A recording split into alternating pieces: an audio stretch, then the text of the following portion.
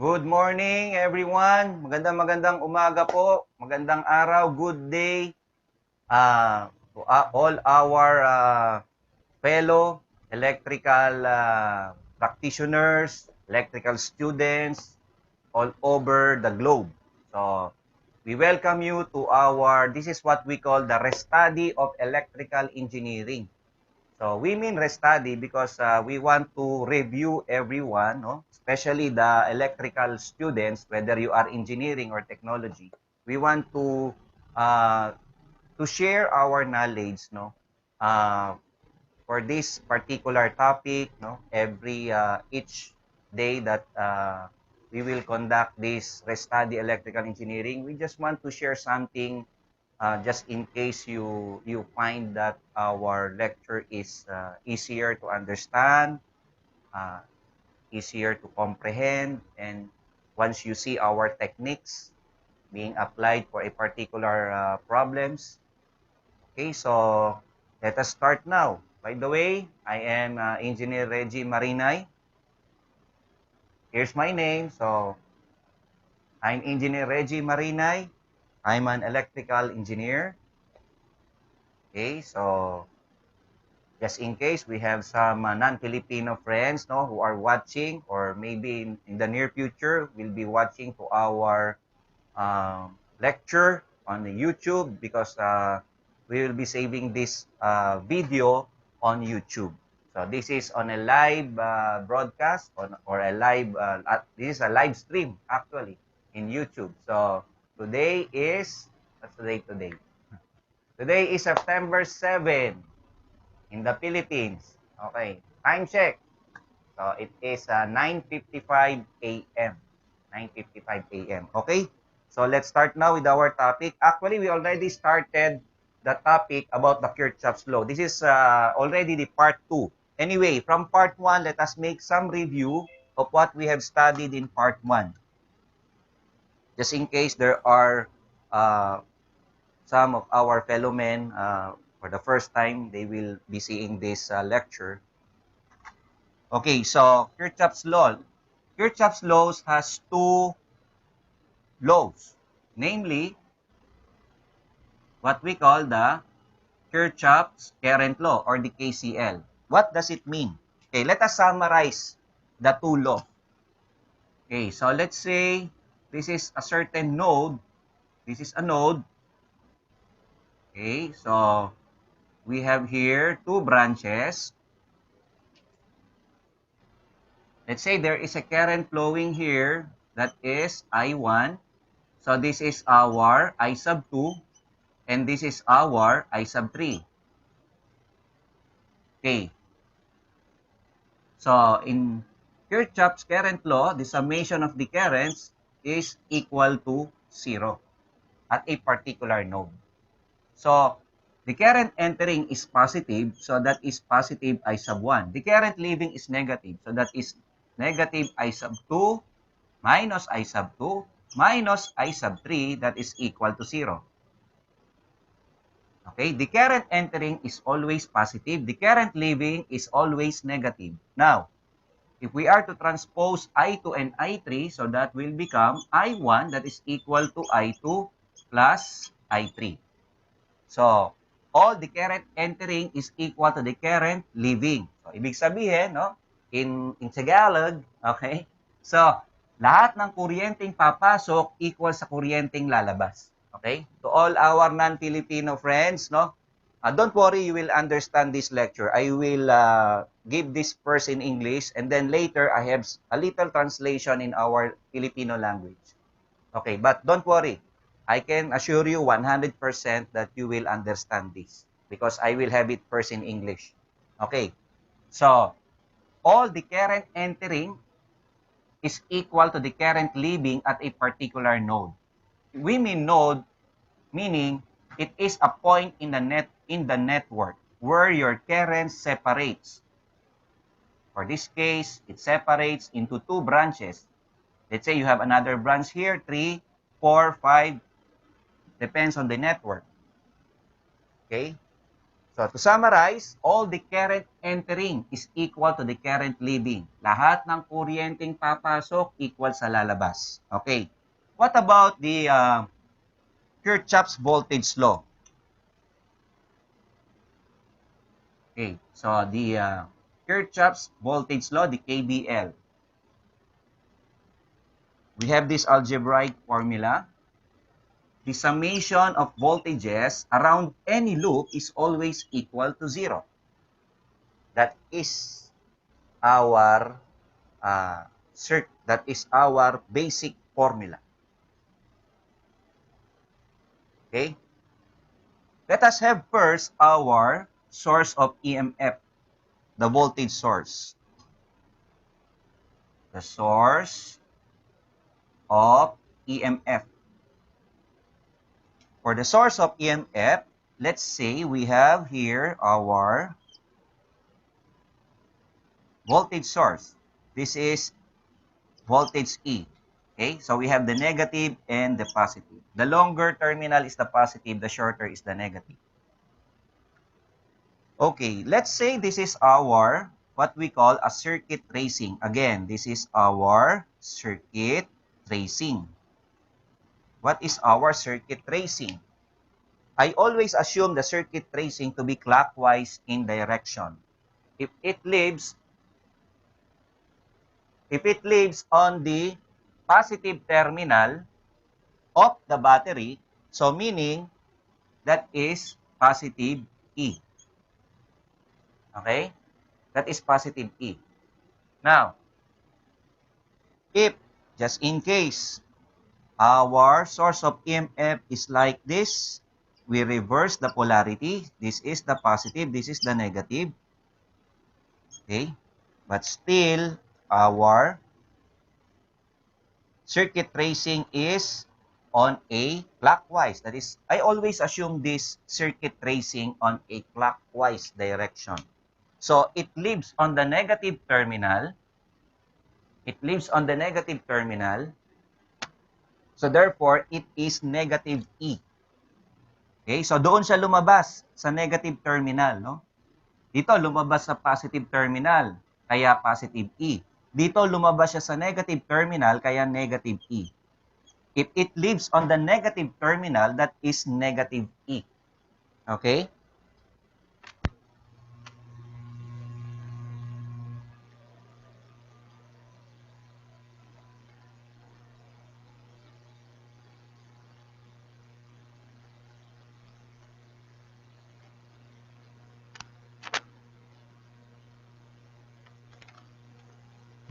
Okay?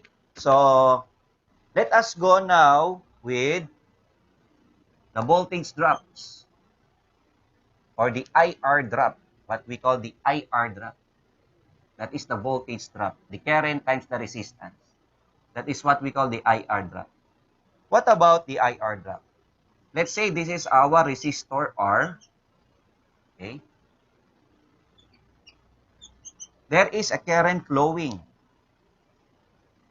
The current flowing in the resistor R on the left side, let's say this is our I, that is going to the right. And here, that is going to the left. So let us have the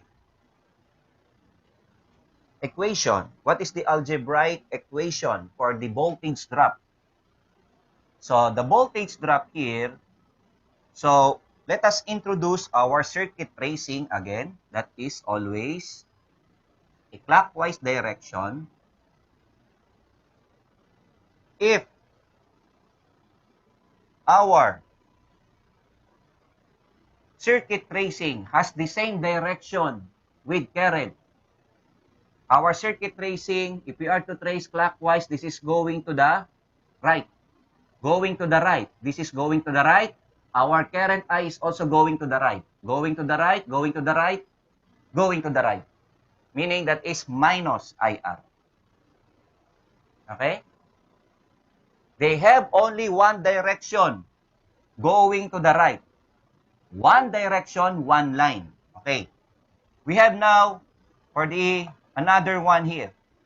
Our current is going to the left, but our circuit tracing is going to the right. There are two directions, two different directions. Going to the left, going to the right. Two direction, two lines. As simple as that. Okay? Remember that. That summarizes Kirchhoff law.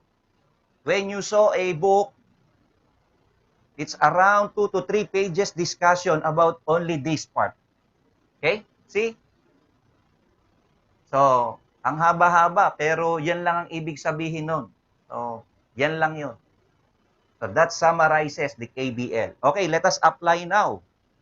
The first problem is a licensure exam problem of electrical engineering. Okay, number 1 problem.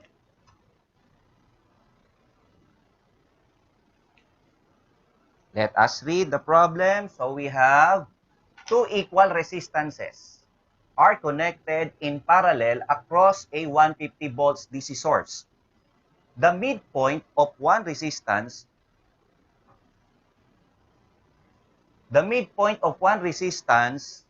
at a point that is 1/3 from either end of the other resistance. So, the question is the potential difference or the voltage. So, let us draw our circuit. I'll just have first a scratch drawing. So, we have here a resistance. Okay. Then, we have another resistance. They have both the same values. So, we have here our R. This is also our R. Okay. The question here is, what is the potential difference or the voltage exists between the midpoint of one resistance? Where is the midpoint? Meaning, nasa gitna. That is the midpoint, yung gitna. Ito yon, let's say. Kung gitna ito, if this is at the middle, how do you represent the upper and the lower portion? Of course, that is 1/2, right? So this is R over 2. The upper portion and the lower portion is R over 2. What about now the other portion, the right side, the right resistor? How do we represent this? It says in the problem, let us read again. What is the potential difference exists between the midpoint of one resistance and a point that is 1/3 from either end of the other resistance? Okay, there is a word 1/3. Okay, I will assume that this portion is the 1/3. I will represent this as 1/3 of R. This point, the upper portion. What about, guys, on the lower portion? The lower portion, of course, since this is a whole R, so this will become 2 over R, 2 over 3R. Because 2/3 plus 1/3 simply equal to 1, right? Or just simply 1/3 R, 2/3 R, simply equal to R. Okay? So the question now is, what is the potential difference? Let's say I put a voltmeter here. I put a voltmeter. Let's say this is point A and B. This is point A, this is point B. I will assume point A, that is the positive terminal. Point B is the negative terminal. Okay, so please focus here. Take a look here. So that is our voltmeter, the positive terminal. Actually, I have a multi-tester here. Okay? So, always, the color red is the positive terminal. Always. Always take note of this. I have a multi-tester. I will teach you how to use this. I will prepare a lecture video on the how to use this multi-tester. So, okay, so we have the voltage. Of course, this is a DC voltage. So, put on a DC. Okay, so the red one is always the positive terminal. Okay, this is the red one, red terminal put here on point A. And then the black terminal put here. Okay, then you just have to read. Okay, I'll set another day for the proper usage of this multi-tester. Okay, so let's continue. We have a two equal resistances. The source is 150 volts DC source.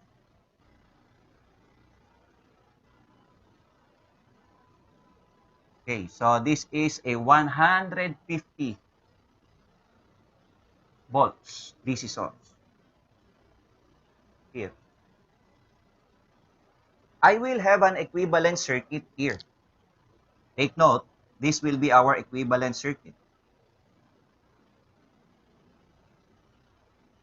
Let's say I will put a resistor here, then another resistor here. Okay, then we have here one resistor and then the other resistor here. Okay, still you have here your 150 volt source. And this is our R over 2. And we have here our R over 2. Okay, then we have here our R over 3. Okay, that portion. And then we have our 2/3 R.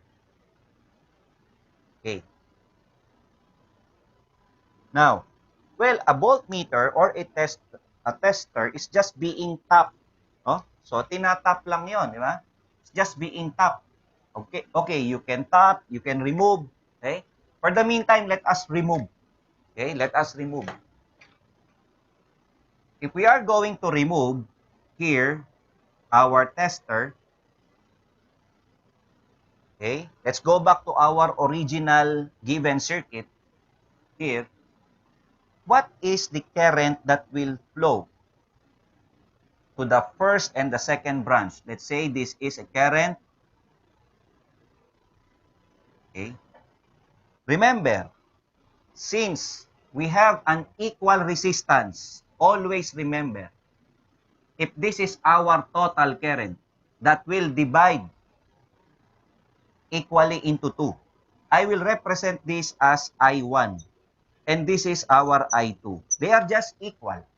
If this is our I total, of course, I total is I1 plus I2. But take note that our I1 simply equal to I2. What is that? Anyway, that is just Ohm's law. What is the voltage here? Because this is purely parallel. What is the voltage here? That is 150 volts. 150 volts. 150, okay. Then what is the resistance here? Of course, simply R. So therefore, that's 150 over R. Whether it is I1 or I2, the same value. Okay, so let us put a current I1, I2 here. Anyway, they're just equal, no? Okay, so we have here.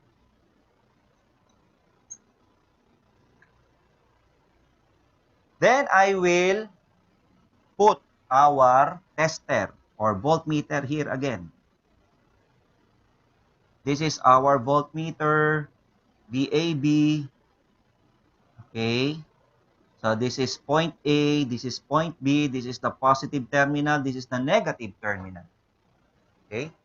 And then I will apply the Kirchhoff's voltage law on the upstream circuit here. Okay. I will apply. So I will introduce a circuit tracing. So this is a circuit tracing. Always on a clockwise direction. Okay, by Kirchhoff's voltage law,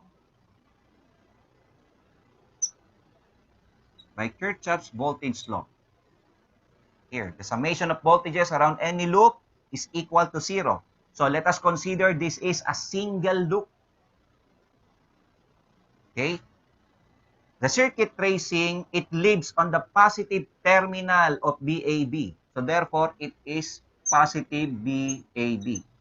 Okay, in Tagalog, lumabas siya sa positive. Kaya positive VAB. Okay? It lives on the positive terminal. Therefore, it is positive VAB. Then, what about here?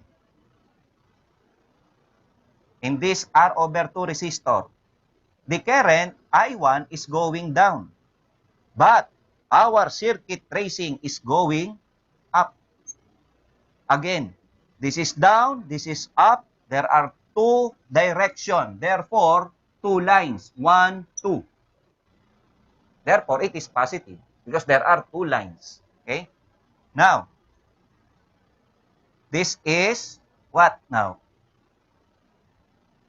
R over 2, or what is our I1 first? I will have it first I1. Okay? I1. So, this is up, this is down, positive, I1. Okay? Multiplied by R over 2 times R over 2. And then what about here on R over 3? What about on R over 3? On R over 3, so the current I2 is going downward and our circuit tracing is also downward. Okay? Downward, downward, one direction, one line. Okay? So this is I2 multiplied by R over 3. That is equal to 0. Okay? So take note of this. Please take note of this. Okay? So we have here BAB. Let us just substitute BAB. Okay, then plus. What is our I1? I1 is 150 plus 150 over R. And then we have our, that is multiplied by R over 2. Okay? And then minus, what is our I2? Our I2 is simply 150 over R and then multiplied by R over 3. So that is equal to 0. Now, take a look here that R will just be canceled out. Okay? That will cancel out. And also, this is also cancel out. Now, we have here BAB. Let us simplify. BAB, so that is plus. So this will become 150 over 2. What is 150 over 2? That is simply 75. Right? Okay, now, this is negative. Negative, what is 150 over 3? 150 over 3 is what? 50. Okay, so we have here 50. So that is equal to 0. Now, our BAB, 75 minus 50, that is positive 25. So that is equal to 0. Therefore, I will just transpose our positive 25 on the right side. That will become negative 25 volts. So, therefore, our answer is 25 volts. Sir, what do you mean by negative sign here? Okay? Take a look first at our answer. The answer will be letter D. That is 25 volts. Sir, what do you mean by negative terminal, negative polarity here? There's no problem here. Meaning, as you see here, my assumed polarity here is positive. This is negative. No? Meaning, the position of your voltmeter must be reversed. Actually, this must be, if we are to correct this must be negative and positive. Because if you will follow my first assumption, positive, negative, the indication on the meter will be on a reversed deflection. Instead of this particular tester, okay, this is a Sanwa brand, so this will deflect if you connected this is positive and negative. The proper deflection will be from this point, the 0, going to the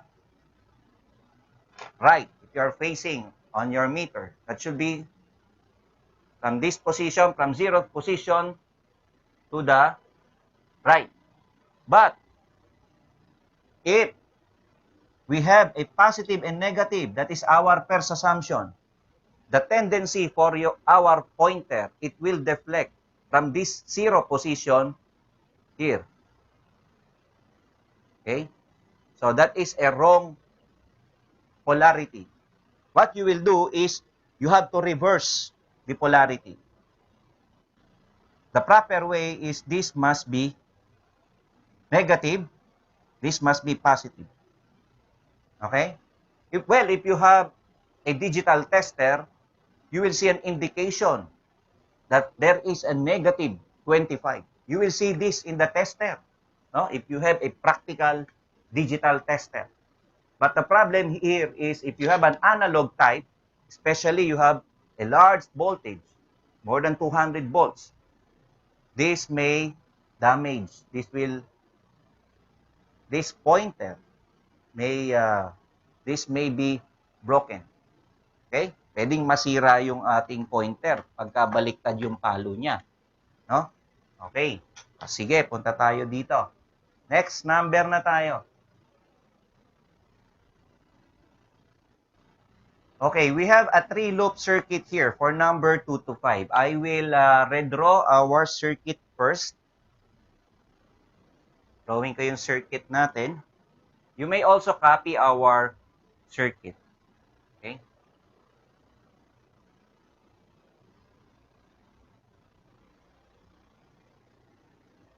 Okay, I will copy first our circuit. We call this as a Wheatstone bridge.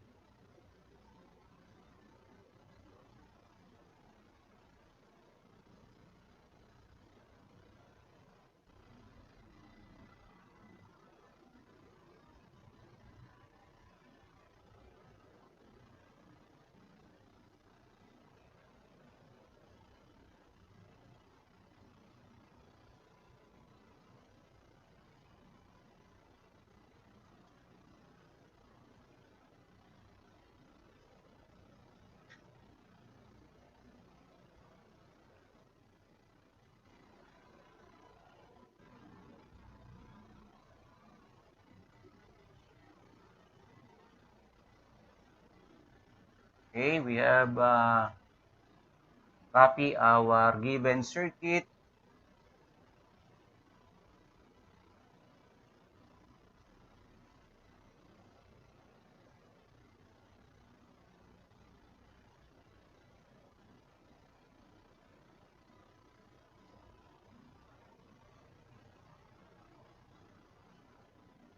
Okay, so this is our circuit. So we have here 10 volts.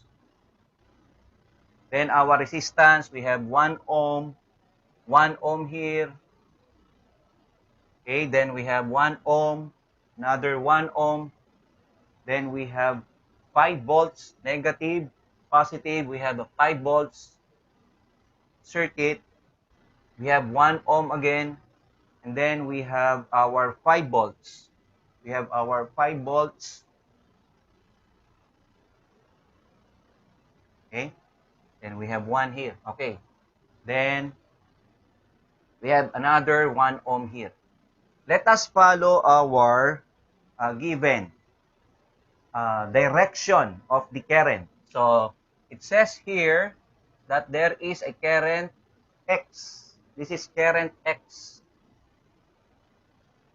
And then we have a current Y. Current X, current Y.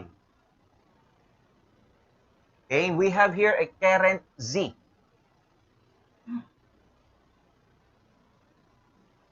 X, Y, Z. We have a 3-loop circuit. We have a 3-loop circuit. Okay, we should have 3 unknowns, which is our X, Y, and Z. This is our X, Y, and Z.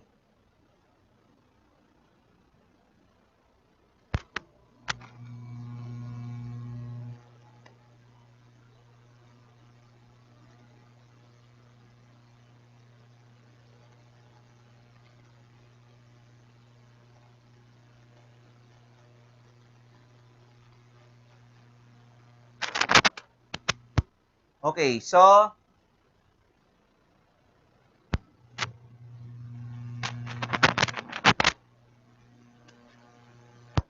We have here our x.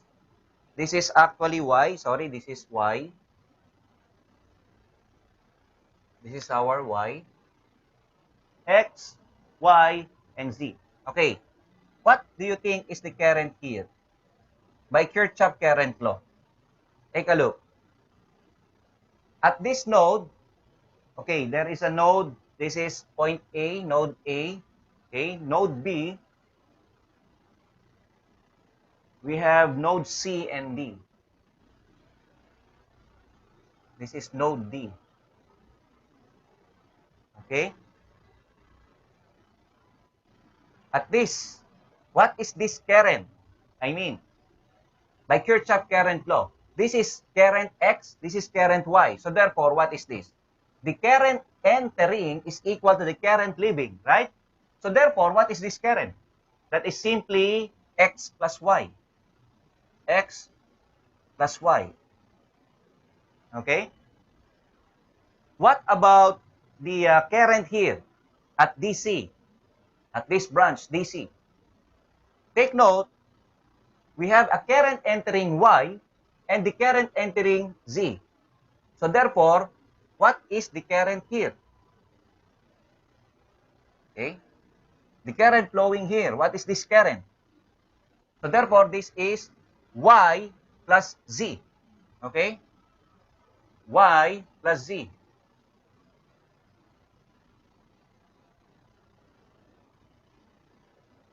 And then, what is the current in this branch? What is the current here? What is the current here? On this particular branch. Remember that at point B, take note, the current entering is X. The current leaving is Z. Therefore, what is this current? I will represent first this as I. Okay? This is by Kirchhoff Current Law at node B. Take a look, guys. So, we have the current entering to be X. That is equal to the current leaving, which is what? I plus Z. Okay? I plus Z. So therefore, our I will be equal to what? X minus Z. X minus Z. That should be the representation of our I here. X minus Z. Okay? So I will erase this I. I will just put here X minus Z. Okay? So all the current now for a particular branch is already completed. We already completed that. So let us have our Kirchhoff's voltage law. I will consider this as loop number 1. Okay? This is our loop number 2. This is our loop number 3.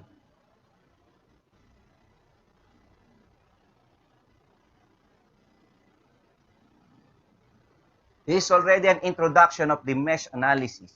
Okay? Some portion of the other book, they call this as mesh analysis. Okay? So, the mesh analysis is also based from the Kirchhoff's law. Okay? If you do not know Kirchhoff's law, you cannot solve a circuit with mesh analysis. It's really, well, of course, we will start with Ohm's law. Okay? That is most important. Okay. Most important law, the most important law in electrical engineering is the Ohm's law. Okay, let's continue this for loop number 1. Okay, for loop number 1, let us have here, we have 1, 2, 3, 4 elements. No? 1, 2, 3, 4. Okay. Let us have first the source of EMF by Kirchhoff's voltage law. Okay, by Kirchhoff's voltage law, as you see here, The circuit tracing, it lives on the positive terminal of 5 volts. Therefore, that is positive 5. And then, what about on the 1 ohm resistor here? The current flowing is simply our X. Our X is going to the right or up. This is up. This is also going up. Our circuit tracing. Going up, one direction, one line. Okay? So, this will be 1 times X. 1 times X is simply X. Okay? What about for this branch? Okay? Z times 1, simply Z. Right? That is going down. And also, our tracing is going down also. Going down, one direction, one line. Okay? One direction, one line. That should be minus Z. Okay? What about for this portion? Our circuit tracing is going up here. That is going up. And the Y is going down. Up, down, 2 direction, 2 lines. 1, 2. Y times 1, simply Y. So therefore, that is equal to 0. Let us simplify our circuit. Let us simplify. Okay, so I will transpose this negative X. Negative will become positive X. We have here, I will transpose first the positive Y. That will become negative Y. The negative C will become negative positive Z. Okay? Then, that is equal to 5. That is our equation number 1. Okay. By the way, this is at loop 1, ha? At loop 1. Okay. At loop 2, let's take a look here at loop 2, guys. This is our loop 2. It lives, the circuit tracing lives on the positive terminal of 5 volts. So therefore, it is positive 5. Okay? This is positive 5. Okay? Positive 5. Take note that this is going downward. The current X minus Z is going downward. If that is downward, the circuit tracing is also downward. One direction, one line. That should be minus what? That should be minus. One direction, going down, one line. So, X minus Z. Okay? Well, this is just 1. So, just have to put times 1. That's understood to be times 1 here. What about here? The current Y plus Z is going up. If that is going up, this is going down. If you are to trace this circuit tracing, that is going down, right? This is going down, this is going up. Up, down, 2 direction, 2 line. There is 1 ohm here, so this is Y plus Z. What about here? What about our Z? Our Z is going down. Okay? Then our circuit tracing is going up. So this is up, up, down. So up, down, 2 direction, 2 lines. So that is simply Z. That is equal to 0. Then let us simplify this further. So we have here positive 5. So let us distribute the negative sign here. Okay? So that will become negative X, negative, negative, positive Z, then plus Y plus Z. Then we have plus Z, that is equal to 0. Let us simplify. So we have here 5 minus x. This is plus y. So, may y tayo dito, plus y. Z, Z, and Z. So, therefore, we have 3Z. 1, 2, 3, Z. That is equal to 0. Okay, now, let us transpose negative 5 here. Positive 5, it will become negative 5. So, this is negative x plus y plus 3Z. That is simply equal to negative 5. This is our equation number 2. There you are. What about equation number 3? Of course, that is at loop 3. At loop 3. What will be our equation at loop 3 here? Take a look here, guys. Our circuit tracing here, it lives on the positive terminal. So, doon siya lumabas, no? It lives on the positive terminal of 10 volts. Here. Pakita natin yung 10. Okay? So, we have here positive 10 volts. There you are. Positive 10 volts. Then, what about here? Take note that the current flowing at 1 ohm resistor here is simply x plus y. Okay. If this is our x, this is x plus y, remember? So, this is also x plus y. Batakin mo lang yan dito, x plus y din to. So, x plus y. Remember that our x plus y is going to the left. If our circuit tracing here is also going to the left. To the left, no? So, one direction, one line. There you are. So, we have x plus y. Okay? You get that? Okay? So, one direction, one line. Oh, by the way, I have to put a parenthesis here. Okay?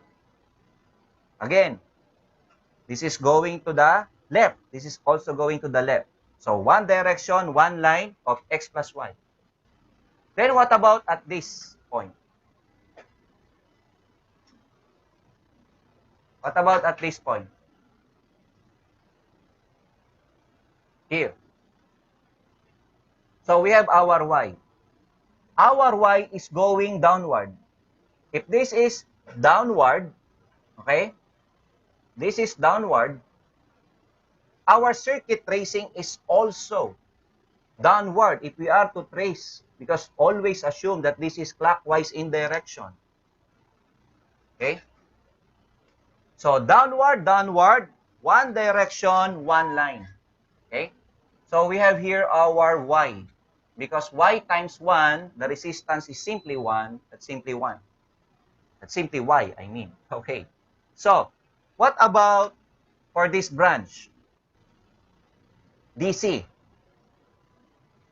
So, this is upward. The circuit tracing is going upward. And then the y plus z. The y plus z is also going upward. Upward, upward. So, therefore, one direction, one line. So, we have here y plus z. Okay? Y plus z.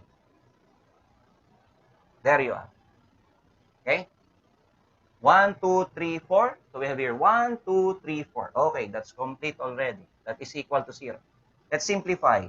So, this is simply 10 negative. So, this will become negative x. Okay, that will become negative y here. That will become negative y. This is also negative y. This is negative z. Okay, we should be careful. Okay, if we make the negative into positive, everything will be wrong. That's the difficult thing in mathematics. Okay, so we have here 10, we have negative x. Okay, so we have 1, 2, 3. So this is negative 3y. This is minus z, that is equal to 0.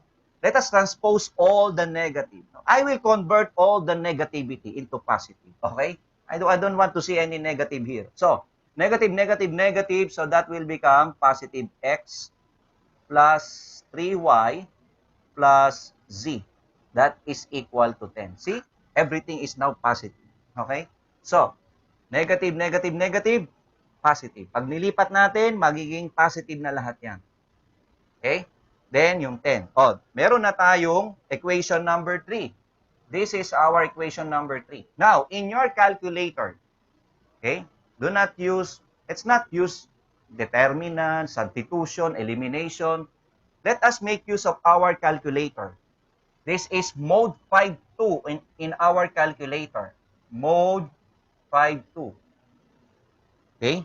Well, if you have this calculator, no, we are using the Casio 991 ES Plus or 570 ES Plus. Okay? So, this one, actually, they are just the same. The 570 ES Plus, they're just the same. Okay? In fact, they have only one manual, the same manual. Okay, let us press in our calculator mode 5.2. Mode 5.2. Then let us have in equation number 1 here. So we have 1 equals, so we have here negative 1 equals,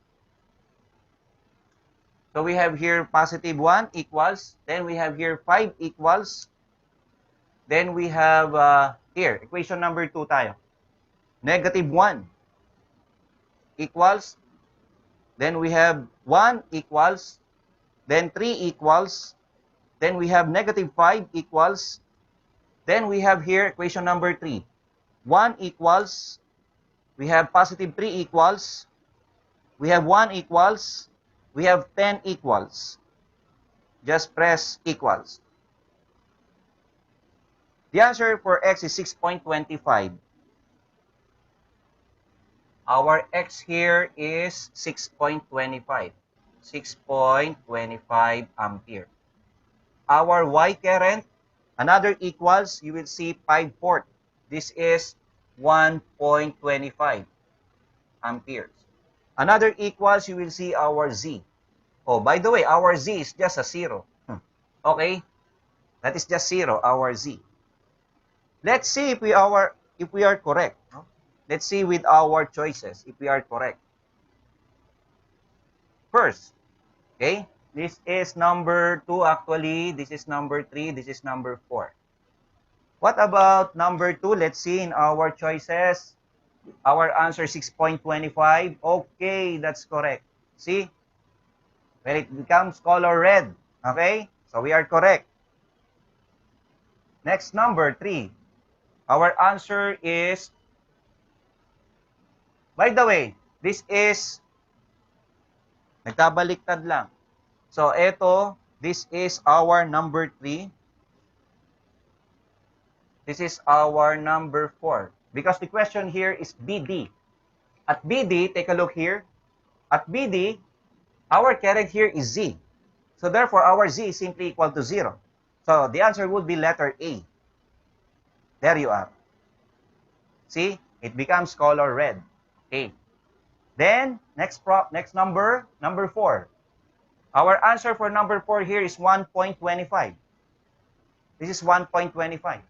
And the answer here will be letter D. Okay? See here? Then, for number 5, there is a question. The current in branch CEA. Where is CEA? C. Where is our E? I think this is our E. CEA. This is actually our E. Okay?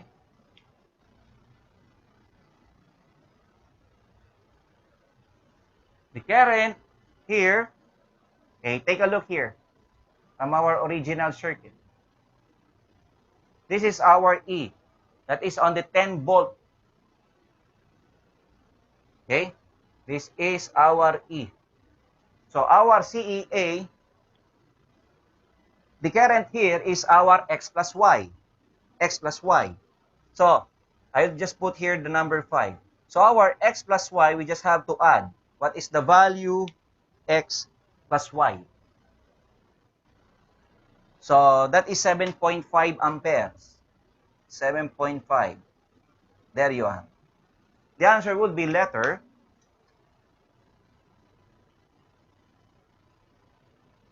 Okay, letter D. See? It becomes color red. Okay, next problem. Okay, you may copy our problem here. Okay, guys.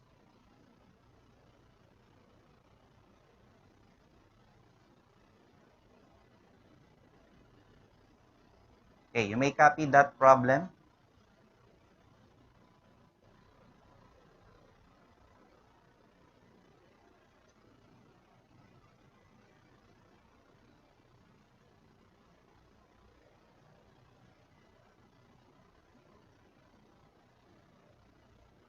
Okay, you may copy that problem.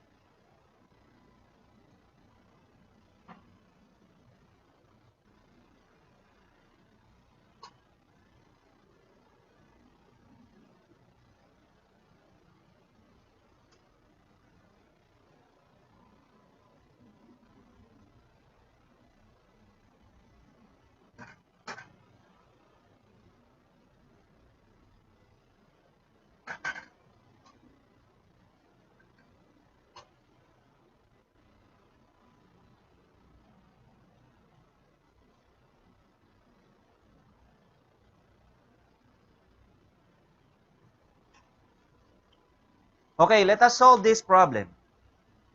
Problem number 6. Find the magnitude and polarity of the voltage V. Take note that we have an independent current source here. This is what we call an independent current source. Okay, there are two independent current source, 30 amperes, and we have the 8 amperes. So take a look here. There is I1, so this is our I3. We have our I2 here. As you see here, there is a voltage drop here, voltage V. Take note that our circuit is just a purely parallel circuit. So, puro parallel lang yan. No? 5 branches natin. Okay, take note. Take note of this. This V, we have a positive terminal, negative terminal. Actually, this is just a tester. Again, this is just a voltmeter, positive and negative. Okay? We can put here, we can put here, here, and here. They are all the same because these are just purely parallel circuit, right? Okay, now, I will have the Kirchhoff's current law at node A. By Kirchhoff current law at node A.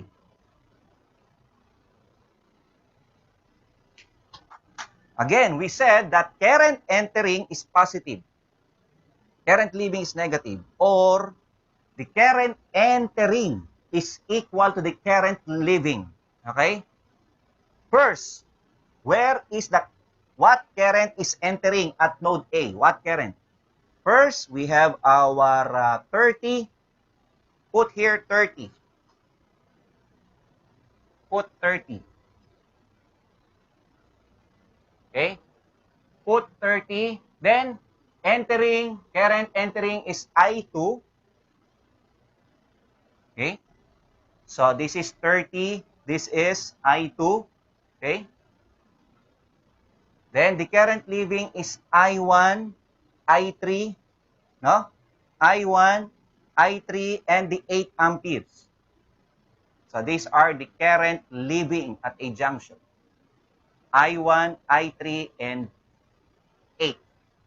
So, the current entering 30 plus I2 is equal to the current leaving, which is, again, 8. So, that is 8. Then, we have I1, I3. No? Is equal to I1. So, 8 plus I1 plus I3. Okay, there it goes. Okay. Current entering 30 plus I2 is equal to 8 plus I1 plus I3. Okay, now, take a look here. Let us transpose our I2 here. So that will become I1 minus I2 plus I3. So that is equal to, let us transpose also 8. So that will become negative, right? So that will become 22. 30 minus 8. So that is 22. Now, for I1, let us have for I1.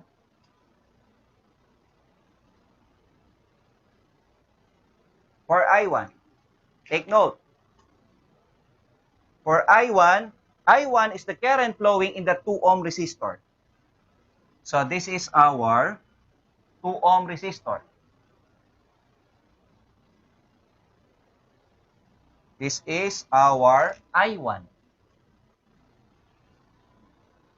Take note, guys, that we can put, take a look here, our voltage B, this is a voltmeter, this is the positive terminal. We can put also at the 2 ohm resistor, right? So let us put here.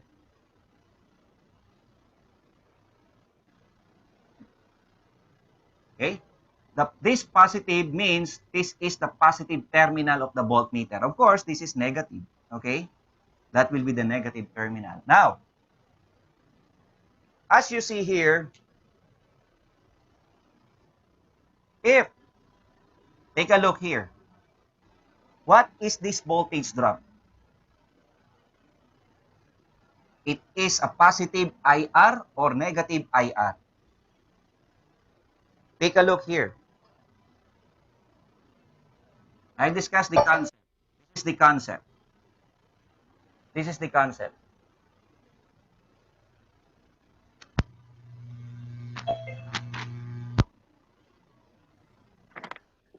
Okay. If this is our voltage source, this is our circuit. If this is our R, take note that if the current flowing at the resistor, if this is positive, this is also positive. Negative, this is also negative. Okay, the conventional flow of electron from positive to negative externally. So therefore, our current direction will be like this. This is our current I. This is also our current I. As you see, with respect to the resistor, so it will enter on the positive of the resistor. That is just the assumed polarity of this resistor. Because if this is positive, this is also positive.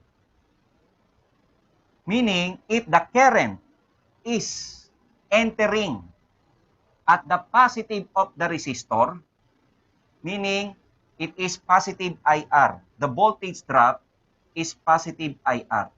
That is the voltage drop. So therefore, our B here, our voltage drop here, what will be our voltage drop? Take a look here. Our voltage drop here is positive I1 multiplied by 2 ohms. So if we are to get our I1, simply equal to, take a look here, guys. V over 2. V over 2. Just have to divide it by 2. See? Well, I have a shortcut, a little technique here. Listen, this is my little technique. I will make use of PLM. What is PLM? PLM is one of the son of KBL. Okay? This is what we call the powerhouse let it flow method. Let it flow. Let it flow method. What is powerhouse let it flow method? Let us let I1 to flow in this circuit. Let it flow here. Okay, this direction downward, considering here. Okay, this is the sun, one of the sun of the Kirchhoff voltage law. Okay, here, as you see here, take a look. Our I1 lives on the positive terminal of the voltmeter. That is why it is positive, V. Then what is the resistance to be considered? Of course, there is no resistance other than 2 ohms. It flows in the 2 ohm resistor. That is why it is positive B, because it lives on the positive terminal. That is positive B, and then divided by 2. The resistance path, no other than 2 ohm resistor. See? We can go directly here. Okay, I'll show you that with I sub 2. Okay? Take a look at I sub 2. I sub 2 here in our circuit, that is the current flowing in the 6 ohm resistor. See here? Current flowing in the 6 ohm resistor. Let's say for I2, that is in the 6 ohm resistor. This is our 6 ohm. And then we have a voltmeter here being tapped. Of course, there is positive, negative here. There is a current on upward direction.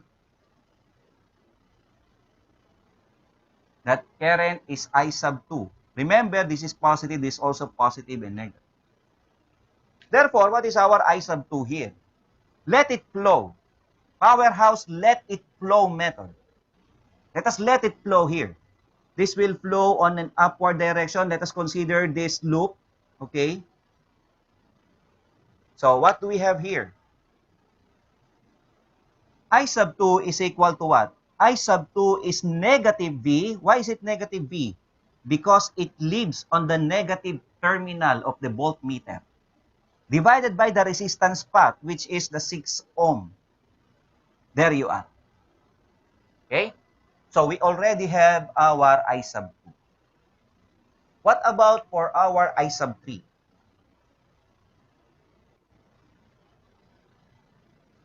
Okay. Where is our I sub 3? Here. That is downward flowing in our 4 ohm resistor.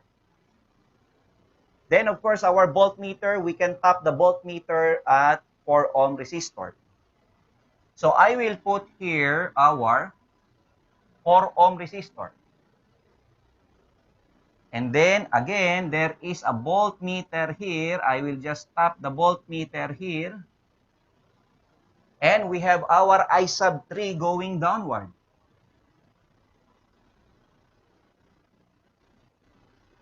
This is positive, this is negative. Therefore, what is the equation for I sub 3? Let it flow. Meaning you will let it flow on its direction. Okay, following its direction. We have here our I sub 3. Take a look here, guys.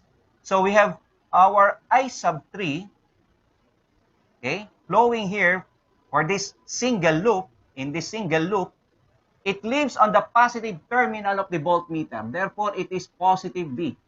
What? Divided by the resistance, which is 4 ohms. So that is 4. So we are now ready to substitute I1, 2, and 3 in our equation here. So our I1 is equal to V over 2. Then minus our I sub 2 minus, this is V over 6. Then plus I3, V over 4, that's equal to 22.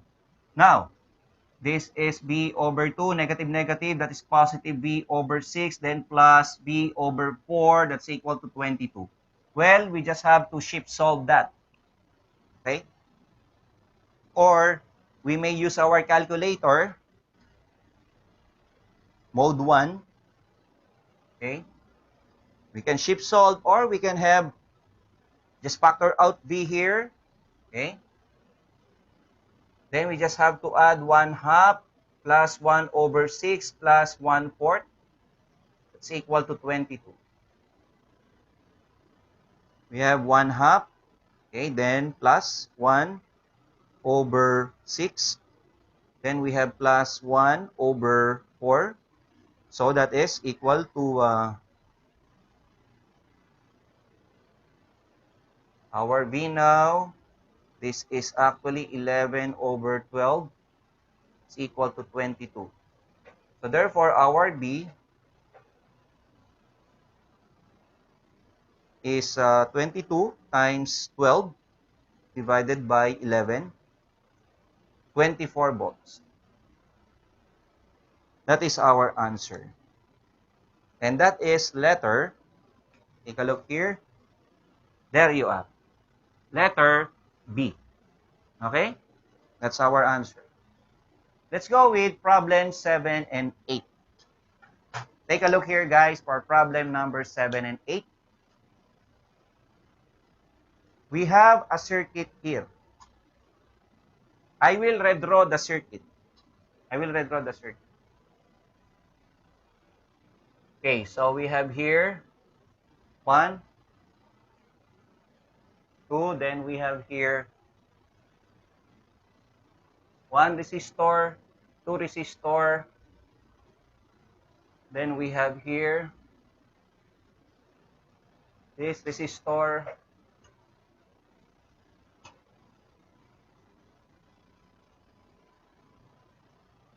there. So this is our 2 ohms. So we have our 8 volts voltage drop. So we have here our plus and minus. Okay. This is our terminal A. This is our terminal B. I will put here terminal C, terminal D, and then E. Okay, so we have 3 amperes here. So we have 4 ohms here. We have 1 ohm. 1 ohm, we have 4 amperes flowing. Then we have 8 ohms. We have 6 ohms. There is current I here. And then in 1 ohm, there is current flowing here, 2 amperes.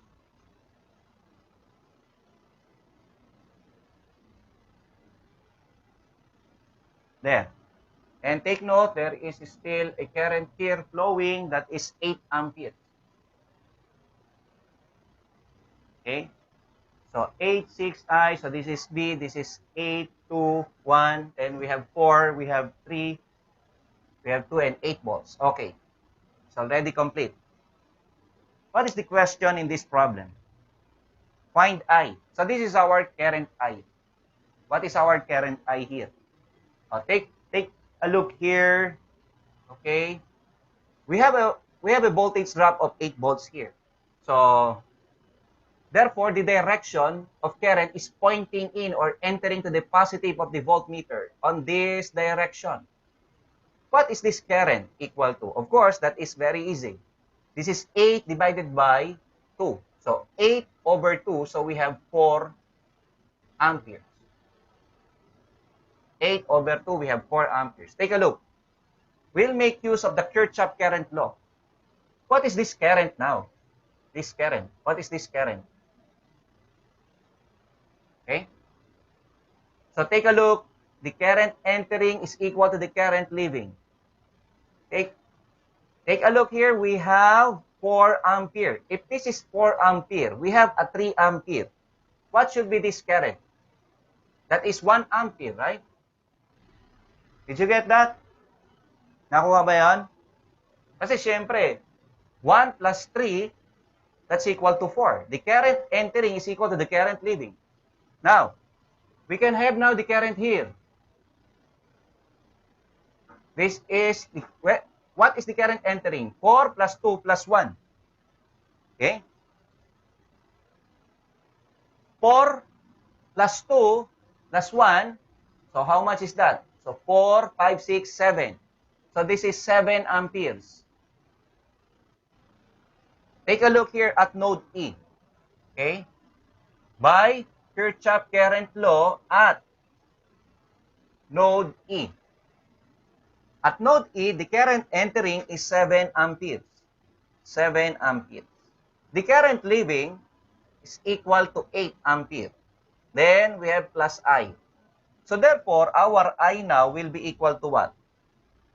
7 minus 8. By the way, this will become negative 1 ampere. Meaning, what do we mean by negative ampere? Meaning, the assumed direction of current is wrong. It should be upward, like this. Anyway, just how it goes here for this problem, it was already given that it is downward, but consider it is negative. So therefore, our answer is letter C. Okay, got it? Nakakuha po ba, mga kawerpa? Did you get that, guys? Okay, now, what about for VAB? What is the voltage at point A to B? I will introduce a voltmeter here. I'll be having a voltmeter.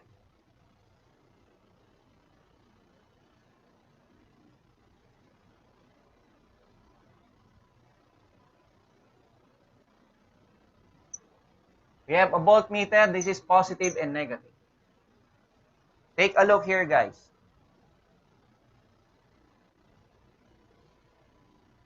We have this resistor, 2 ohms.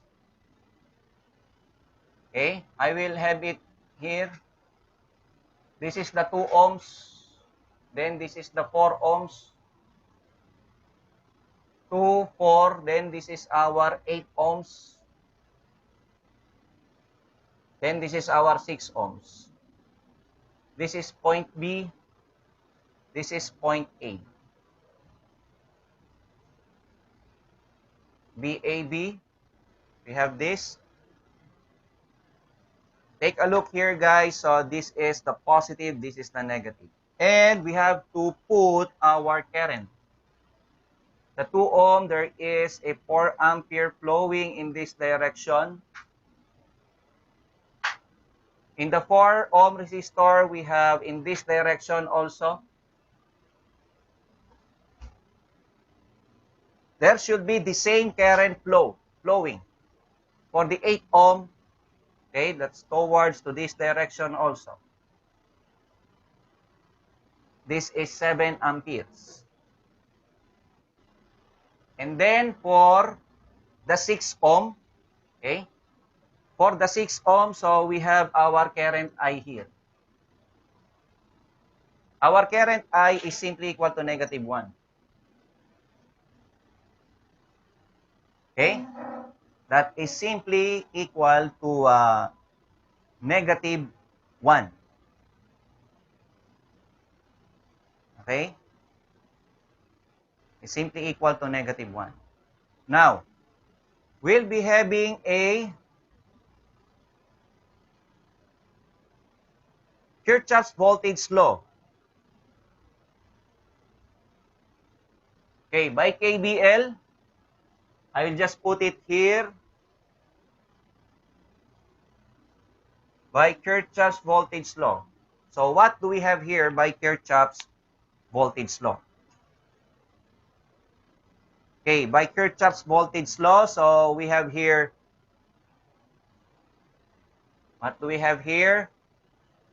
Negative VAB.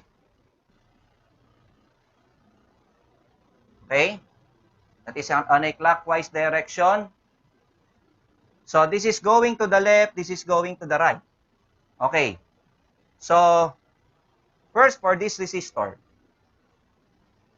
For this resistor, we'll be having a 6. Okay, these are all going to the right, this is going to the left. So there are 2 directions, therefore this is positive. 6 times negative 1. Okay, then plus 8 times 7 plus 4 plus 4 times 1. Okay. then plus 2 times 4. 2 times 4. So that is equal to 0. We can calculate now.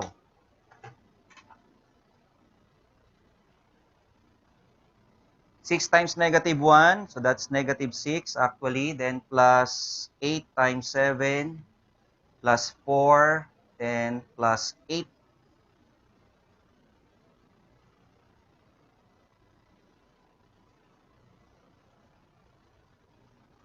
So the answer is 62 volts.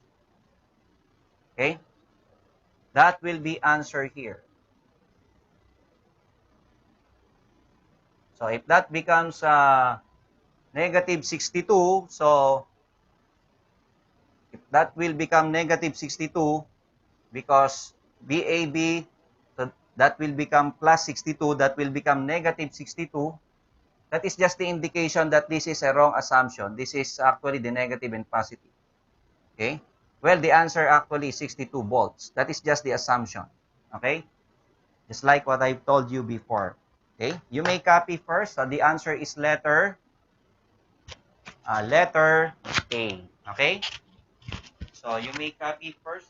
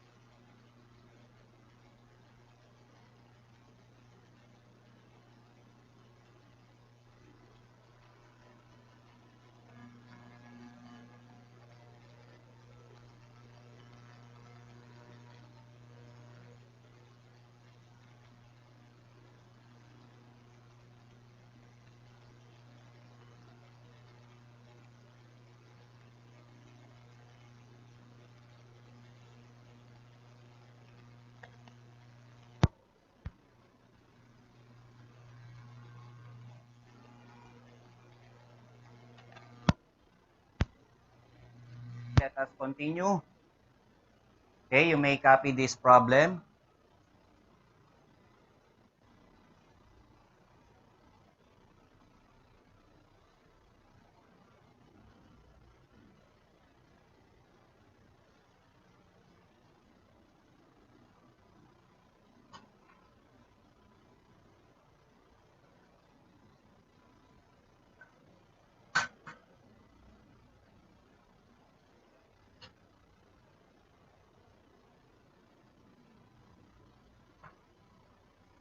Okay, so for problem number 9 and 10, so we have here, so we have a single loop circuit, no? So we have an independent current source.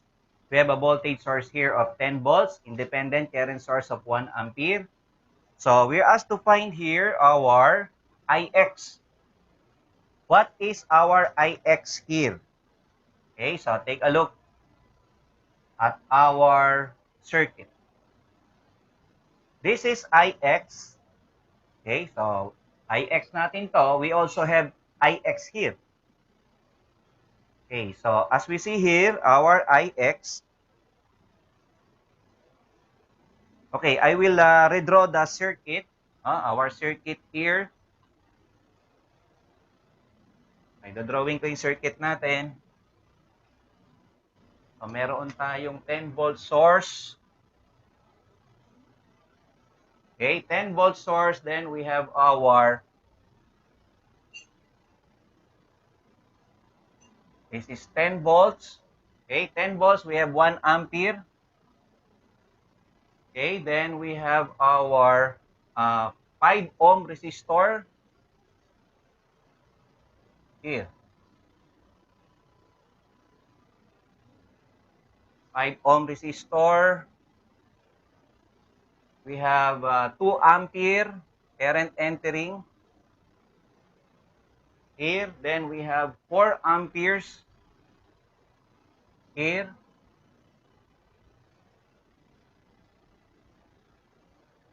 Then we have our current IX.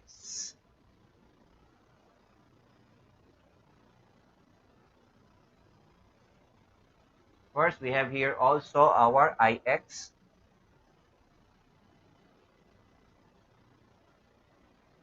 There is given current here I sub 1. Okay, then we have here our 3 amperes. Okay. Okay, that is already complete. We are asked to find here our current IX. As you see this circuit, this single loop circuit, that is just a representation of a dot. What do I mean? It is just a dot, this circuit. No? Tuldok lang yan. Yan. So, there is branches. How many? 1, 2, 3, 4. So, this is 1, 2, 3, and 4. There is a current entering here. Again, 2 amperes. Current leaving. Again, this is 4 amperes. So, this is 3 amperes. And this is our IX. Oh.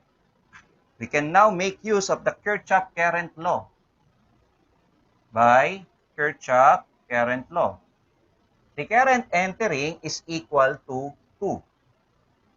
That is equal to the current leaving, entering. All the currents here are already leaving.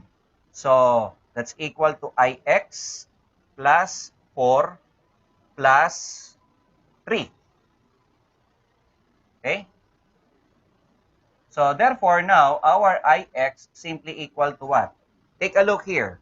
Okay, algebraically, so this is what? So, 4 plus 3, that is positive 7. If we are to transpose, positive 7 will become negative 7. Negative 7 plus 2, that will be negative 5 amperes. So, that is our answer. Therefore, it is letter B. Okay? That is letter B. Then, what about now for number 10? We are asked to find our BX. Oops. Okay? So our Bx is what? Now, where is our Bx? In our circuit, our Bx is the voltage drop in the current source. This is a current source. Well, basically, a current source is also a voltage source that you have to adjust, no? That voltage source should give 1 ampere. Okay? That is a current source. Here, a certain source or a voltage source must produce a 1 ampere. Okay? You will adjust that. Okay, so we have here our Bx. So I will assume that this is our Bx. What I mean is the polarity. I will assume that this is the positive, this is the negative. Remember, if we introduce a certain voltage drop, we always think of a voltmeter. Isipin natin yon, may voltmeter tayo dito nakatap. Okay? Nakaparallel doon sa current source mo. Now, let us have the KVL, Kirchhoff's voltage law at this loop. Okay, again, by Kirchhoff's voltage law. What do we have here? It lives on the positive terminal of Bx, therefore, it is positive Vx. It lives on the positive terminal of the voltage source 10 volts. So it is positive 10. What about here? The current is downward, the circuit tracing is downward, downward, downward, one direction, one line. Okay? That should be 5Ix. 5Ix. Okay, I will just substitute the value of Ix. We solved negative 5. So this is negative 5. Okay, that will be equal to 0. So therefore, now our Vx, this is positive 10, negative, negative, that is positive. So 5 times 5, that is positive 25. Is that correct? That is positive 25.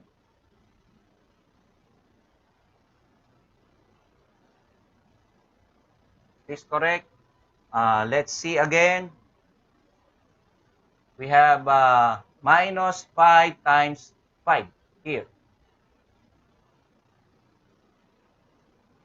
Okay? Let us double check if our circuit is correct here in this point.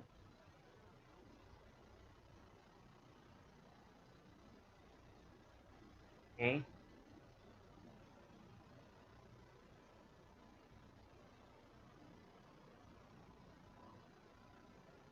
Okay, so we have here, this is our Bx. So tingnan natin ha. So ito yung Bx natin. This is our Bx. Ha?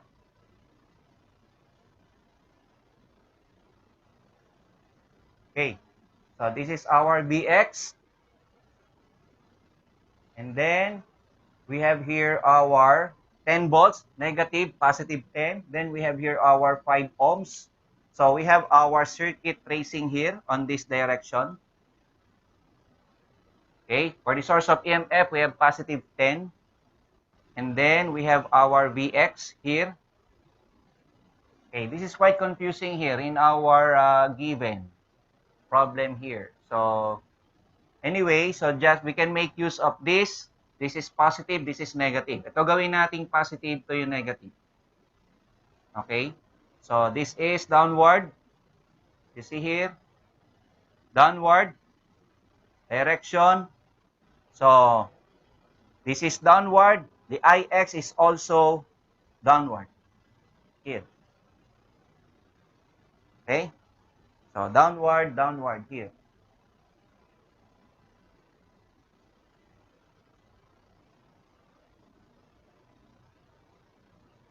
Okay. If we are to calculate first, okay, take a look here. We are to calculate our I1 here. What is the value of our I1? Take a look here, guys. So this is our I1. This is also 1 ampere. At node A, this is our node A. What is the Kirchhoff current law at this node? We have what? The current entering I1 plus 1, that is 4. What I mean here is, this is our node A. Dito tayo sa board. Let's go over here. So, we have here at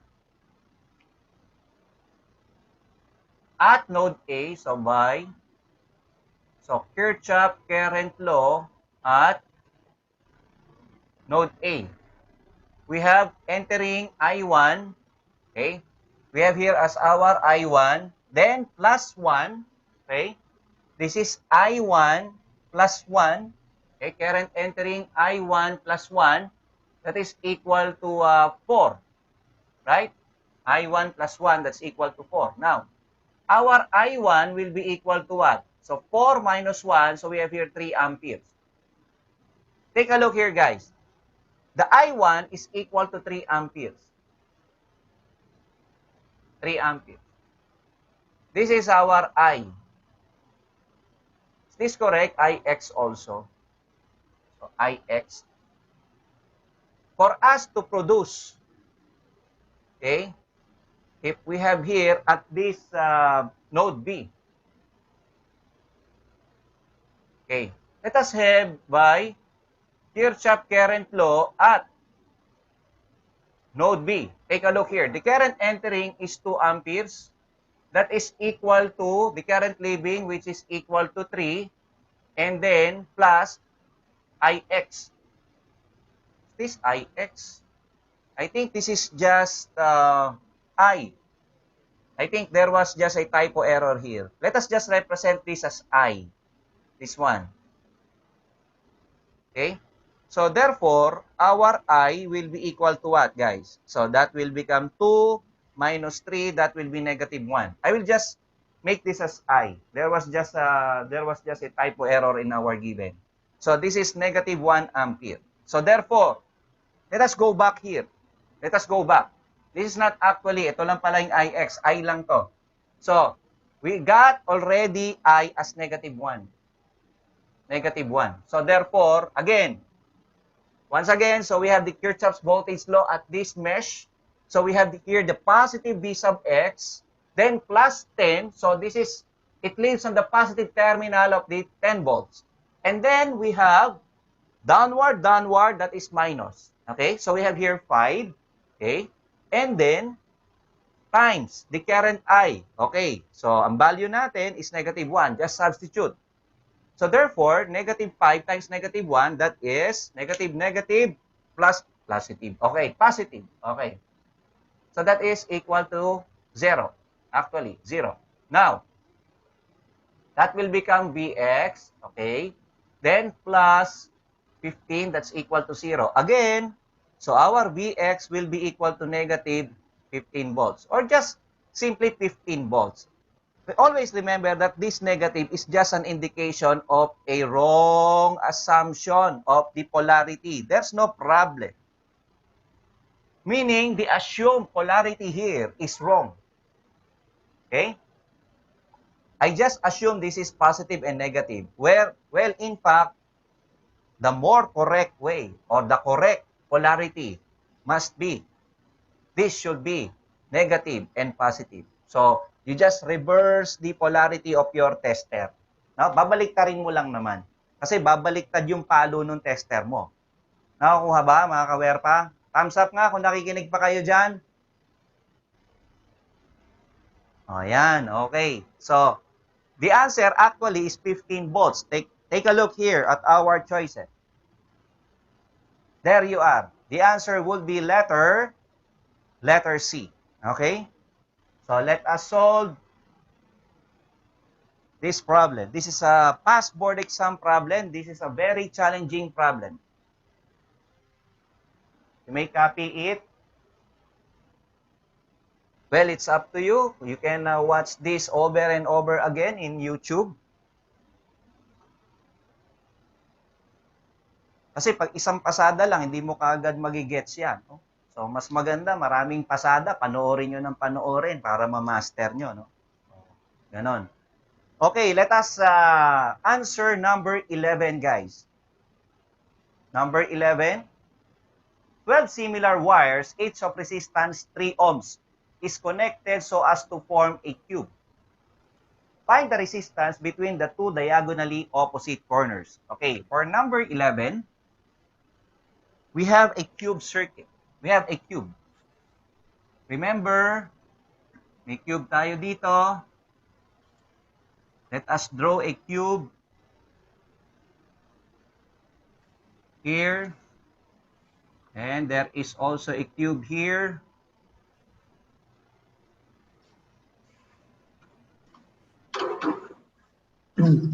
Okay, so we have a cube. Okay, not connected. This is not connected, ha? Not connected. Okay, imagine nyo, may cube tayo, guys, ha? Meron tayong cube dyan. Each cube has a resistance of 3 ohms. All the resistances are 3 ohms. Okay. Find the resistance between the two diagonally opposite corners. Let's say I will have here point A, point B, point C, this is point D. Okay? Please listen carefully. This is one of the hardest board exam questions. Okay? So, but we'll make it easy. I remember this was given as a take-home exam by our physics professor. We used the delta to y to delta transformation, and I solved this problem for around 6 to 8 hours. I remember when we were in second year college. No? But take a look. We will just solve this about 5 to 10 minutes. Okay? So, we will replace the 6 to 8 hours solution into 5 to 10 minutes. Okay? My 10 minutes, start now. Okay. So, we have here our A and D. Remember that A and D is the resistance between two diagonally opposite corners. This is the front, this is the back portion or the rear portion. I saw here a cube. Okay. So, this is a cube, guys. See? I don't have a cubics here. So, before my example is cubics. Okay. What is the resistance between this point? You see, there, this point, this is the front. This, at this point, and then this point. You see? Two diagonally opposite corner. See? If I am a tester or an ohm meter, what is the resistance? Okay? Between this point and this point. Yung diagonal niya, mga ka-wire pa. Yun ang ibig sabihin. Diagonal. Ano resistance daw doon? Okay, so this will be the approach for our solution. We will introduce a voltage source. This is a voltage source. I will introduce to you a voltage source E, negative, positive. Here.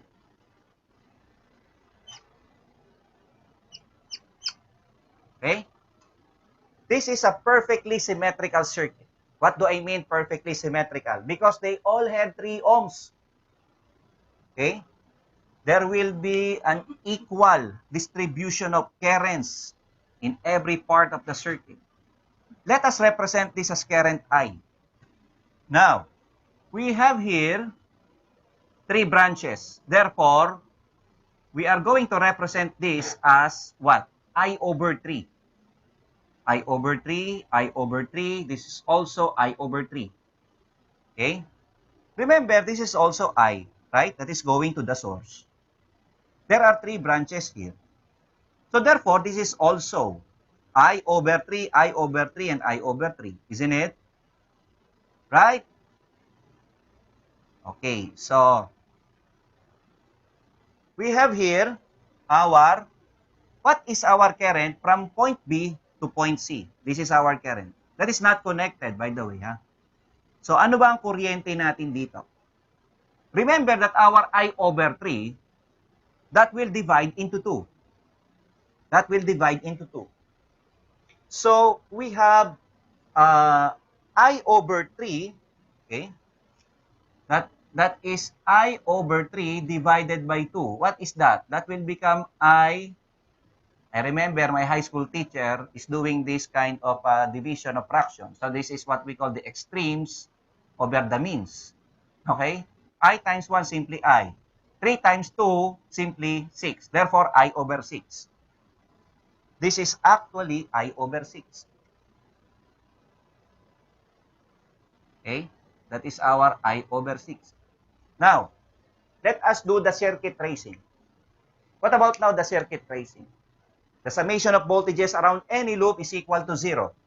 From point A to point B to point C to point D. So there are how many resistors? We have 1, 2, 3 resistors.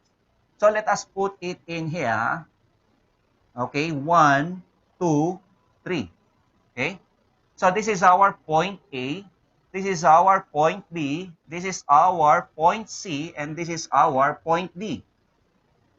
Okay, guys? So what now? We have here a current. Of course, all the resistors is 3 ohms, right? 3 ohms lahat yan. Okay, the direction of current must not be affected. We have a current from A going to B.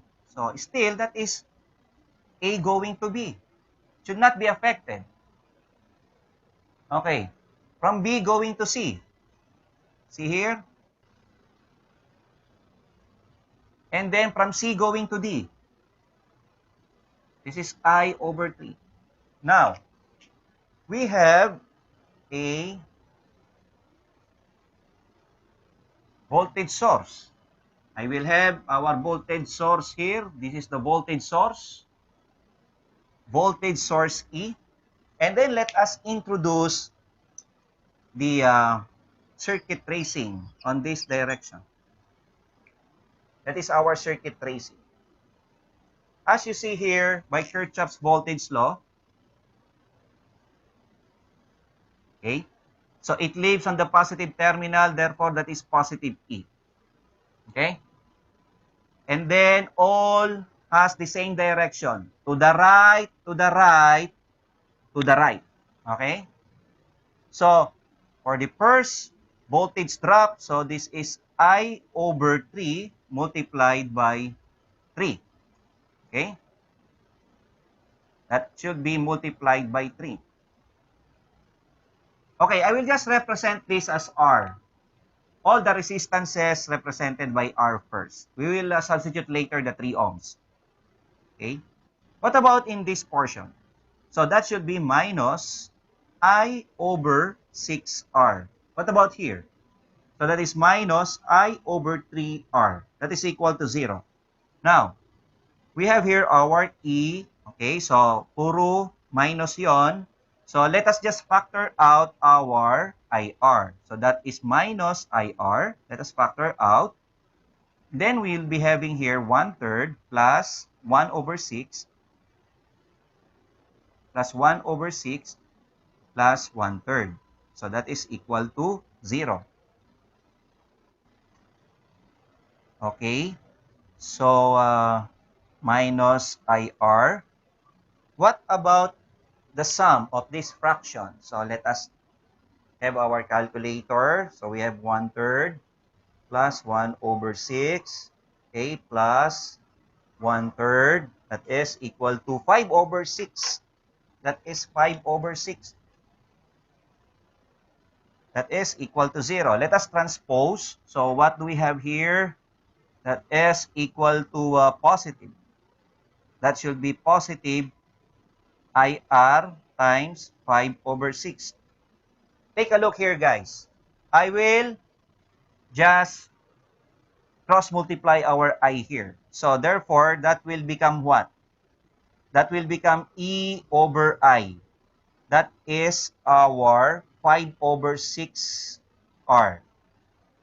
Okay, what is the total voltage over the total current? That is our total resistance, isn't it? And that total resistance is the resistance where our source is connected. That is connected at A and D. Therefore, that is our RAD. Therefore, our answer now here, our RAD will be equal to 5 over 6R. So we just have to substitute in here. So 5 over 6 times 3. Okay? 5 times 3, 15 over 6. That will be our answer. So 15 over 6, so that is 2.5. That is our final answer. 2.5 ohms. Okay? Very easy. Okay, very easy.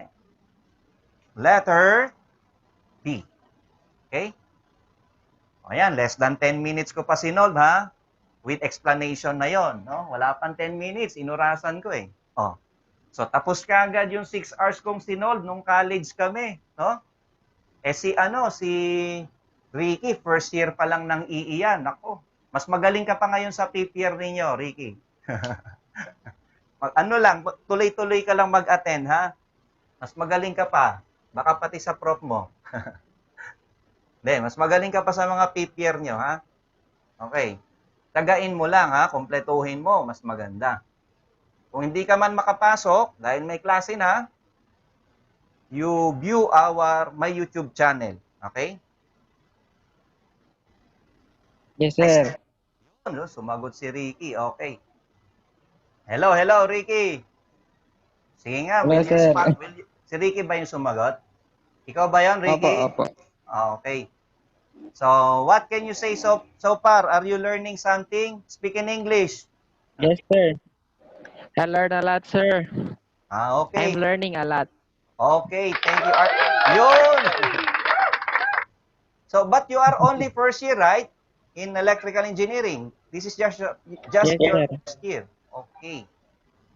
So, you study hard, okay? We will help you to top the board Yes, exam. sir.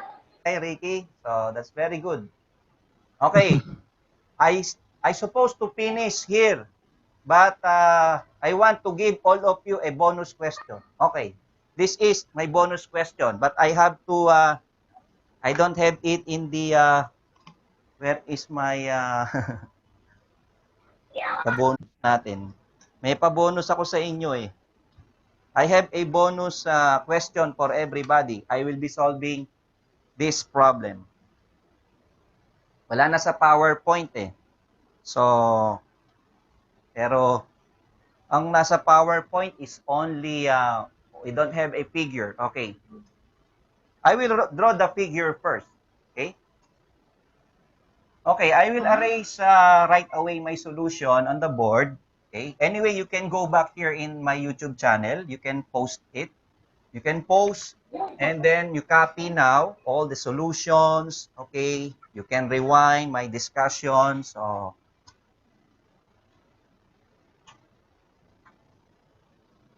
let us have problem number 12. This is a bonus question. So, I will just draw the circuit on the board.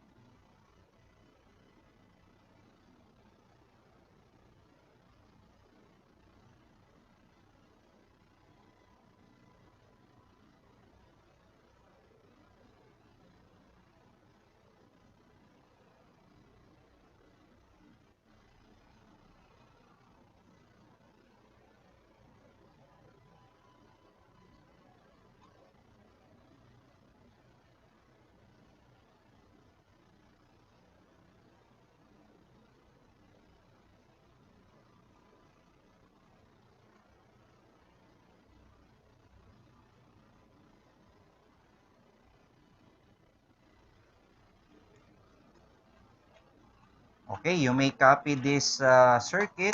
Okay. While I am writing here.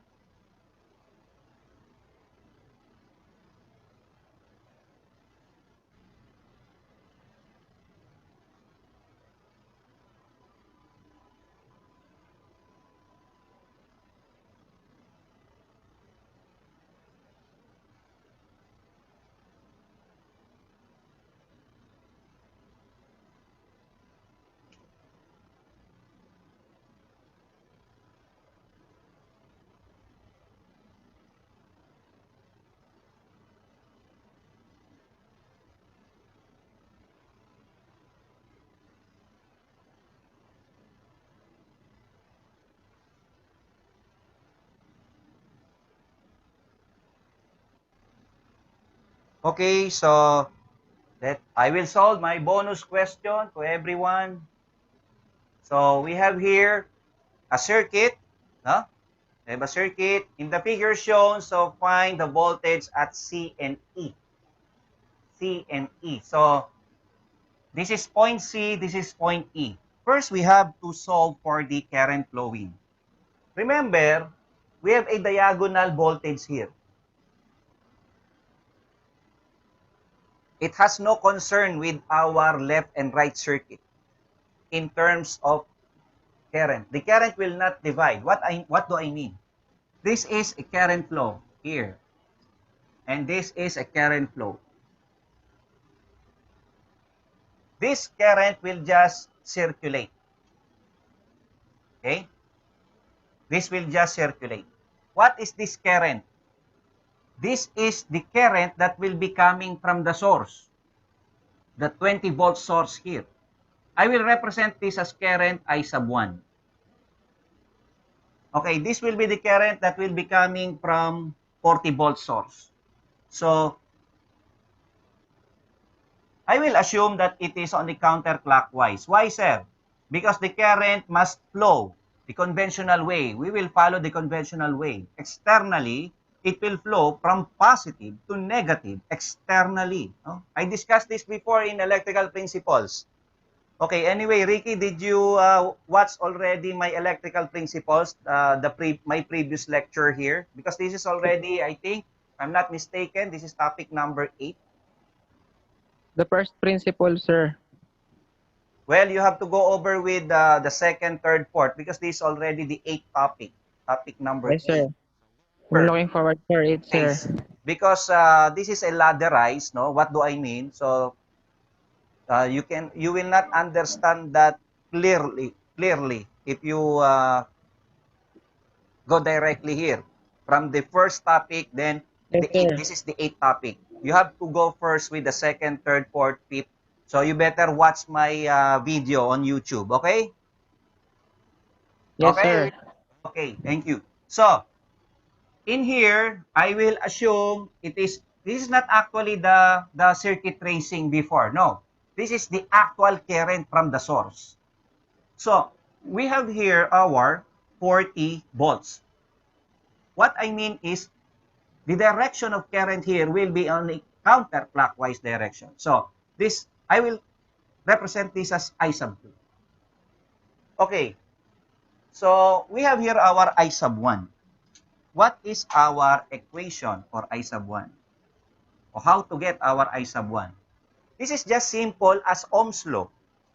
Take a look.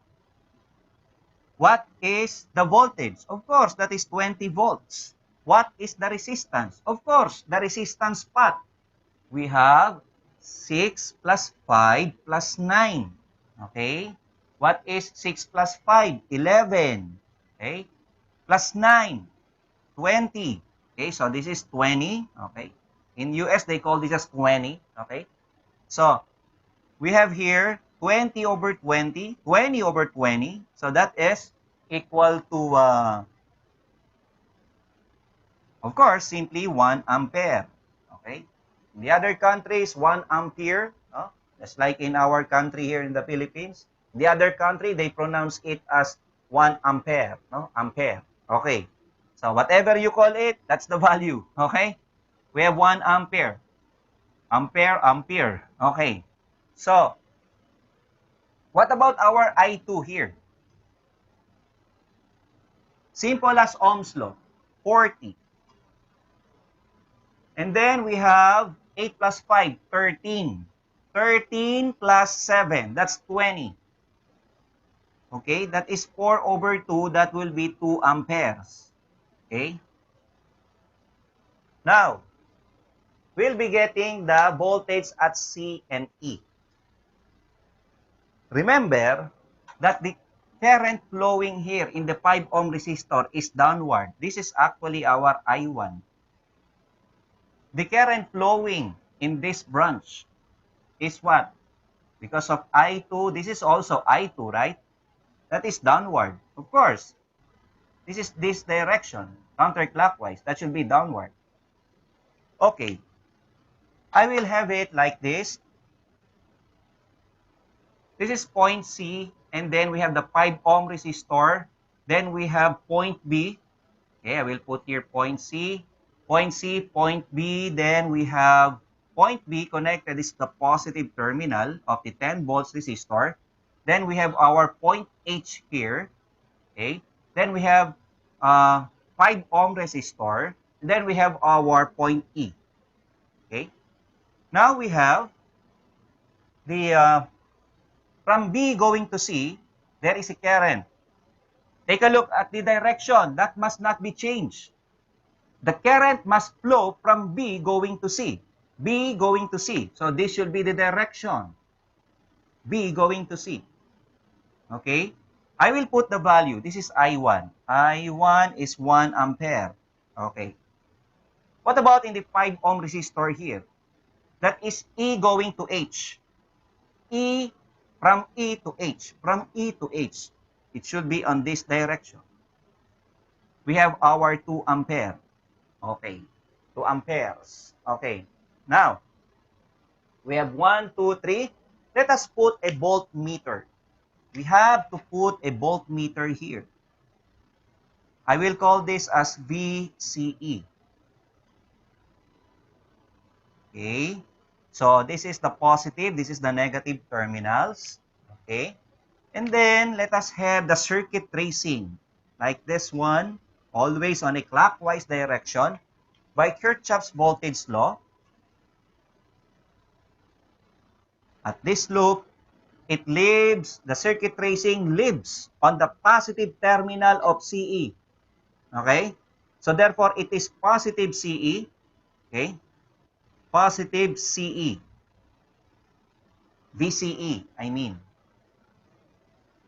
Okay? Then that should be minus 10 because of the 10 volt source. What about here? Okay? This is going to the left. This is going to the right. Kaliwa, kanan. Isa, dalawa. Dalawang direksyon, dalawang guhit. Okay? Left, right, two direction, two lines. So we have here 5 times 1. Okay? What about here? Going to the left, going to the right. Left, right, two direction, two lines. So we have 5 times 2. That is equal to 0. Okay, so we have VCE. Okay, so this is negative 10 already. Remember, this is 5 times 2. This is 10. 10 plus 5, we have positive 15. So therefore, this is positive 5. Oh, sorry. Isn't it? So 5 times 2, we have 10. 10 plus 5, 15. Minus 5. Okay. Minus 10, I mean. So that is 5. So that's equal to 0. Therefore, VCE simply equal to negative 5 volts. That is our answer. Negative 5 volts. By the way, there is another question. Okay? Although we are already looking at a certain letter there. But we have to compute first our AG. The voltage at AG. Where is AG? It's here. Okay, let us have the circuit tracing from point A to G. Let's say this is point A, and then we have our point B here. Point B. Okay? A, point B, then to G. A to G. So we have B connected to positive terminal, then negative terminal is connected to H and the 7 ohm resistor. Then this is our point G.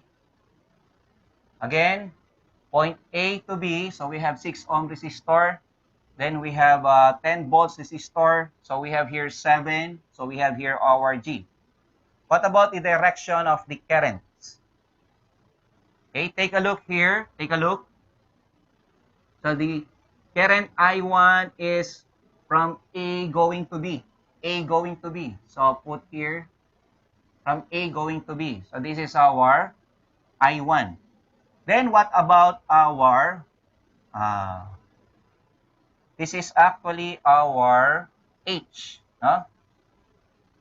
This is our point H. There is a current flowing from H to G.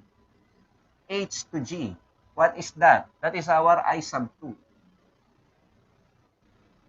Which is, what is the value? I sub 2 is 2 ampere.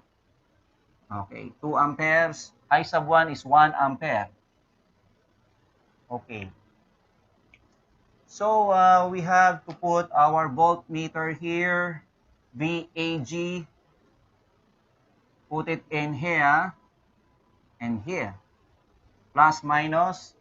And then, we have to introduce our circuit tracing here.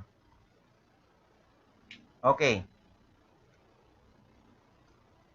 By Kirchhoff's voltage law, take a look here. It lives on the positive terminal of positive VAG. So therefore, it should be positive VAG. Doon siya lumabas sa positive terminal. And then for the 10 volts, it lives on the negative terminal, the shorter one. That should be negative 10. Then what about this? Okay, again, the current is from A to B and then from H to G.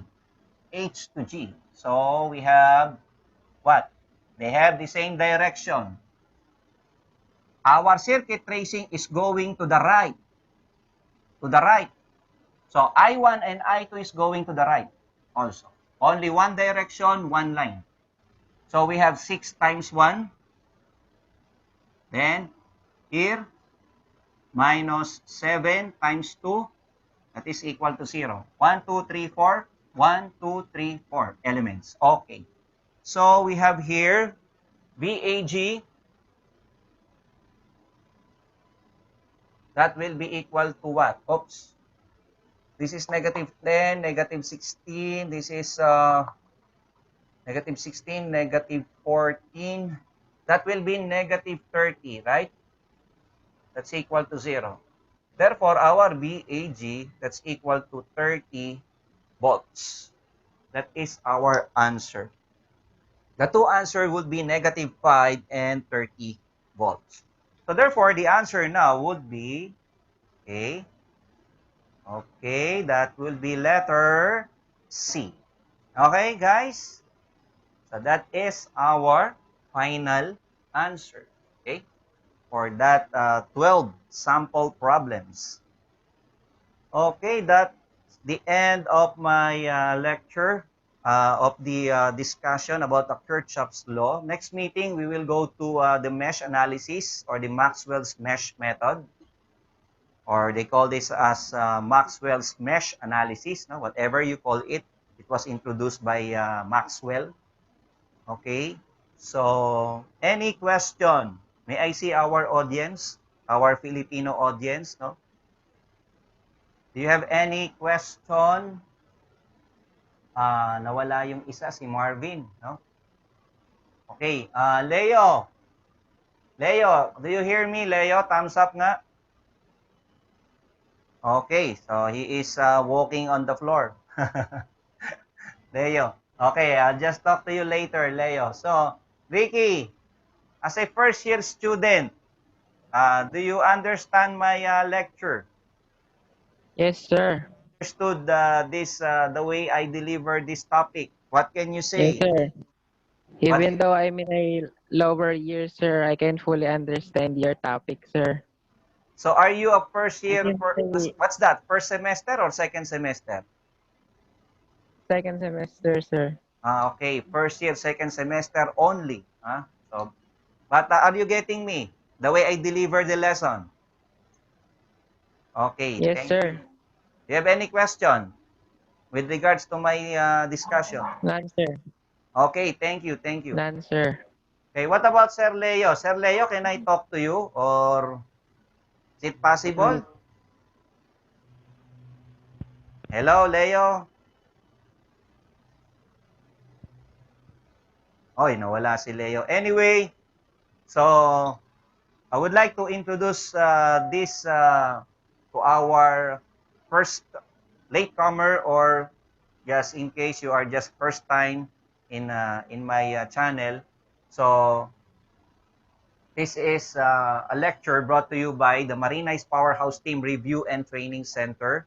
So we have here this is what we call a free rest study of electrical engineering. Okay? This is what we call study electrical engineering the Filipino way. Okay? It's just simply because I am a Filipino. Okay? So, from the land of, we all know, Manny Pacquiao. Okay? And the land of Pia Wurtzbach, Catriona Gray. Okay? So, good day to our non-Filipino friends.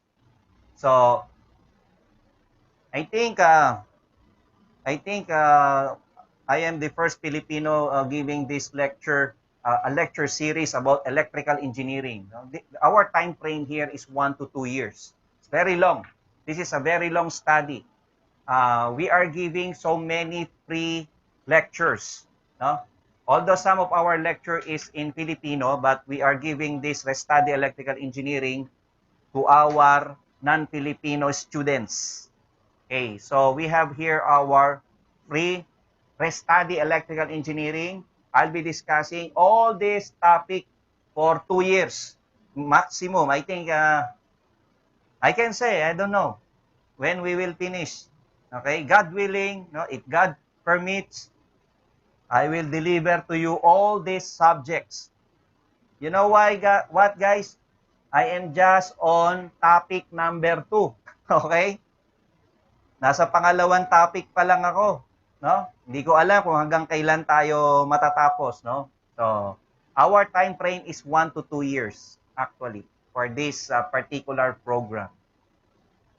Okay, our Filipino schedule is MWF Monday, Wednesday, and Friday, 9 a.m. to 12 p.m.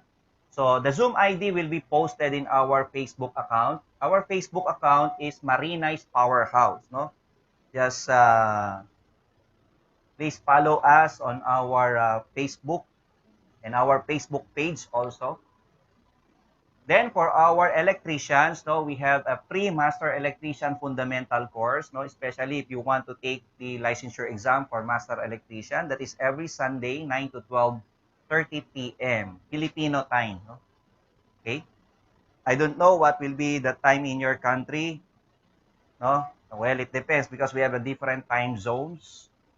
Okay? So, free only one e-certificate at the end of the course. Okay? Again, so this is not like our free webinar. No? Per day, there is one certificate. No. This is only one. This is like a diploma or a, what do you call this? A certificate, no? Of completion. I mean, this is the advantage if you are joining our Zoom class.